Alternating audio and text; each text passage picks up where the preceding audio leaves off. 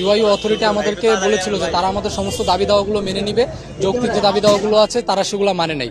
এরই পরিপ্রেক্ষিতে পরবর্তীতে আমাদের এক মেয়ে স্টুডেন্টের বাবা মারা যাওয়ার ঘটনাকে কেন্দ্র করে আমরা ভার্সিটির যে অন্যায্য কিছু কার্যক্রমের কারণে ভার্সিটির বিরুদ্ধে আমরা পুনরায় আন্দোলন শুরু করি এবং পূর্বের দাবি দাওয়াগুলো যেগুলো তারা মেনে নেয়নি, যৌক্তিক দাবি আমাদের যেগুলো ছিল সেগুলোর ব্যাপারে আমরা কথা বলা শুরু করি।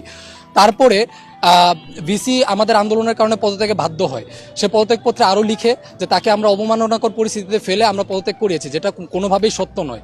পরবর্তীতে ডিসিপ্লিনারি কমিটি ভার্সিটিকে অনির্দিষ্টকালের জন্য বন্ধ ঘোষণা করে এবং আমাদের উপরে ডিসিপ্লিনারি অ্যাকশন নামক একটি প্রহসন চালু করে। এই প্রহসনের পরবর্তীতে আমাদের 26 জন ছাত্রকে অন্যায়ভাবে বহিষ্কার করা হয়, যার পরিপ্রেক্ষিতে আমাদের সমগ্র ইউনিভার্সিটি এর বিরুদ্ধে প্রতিবাদ করেছে এবং সমগ্র ইউনিভার্সিটি নতুন বাজার ব্লকেট ঘোষণা করেছে।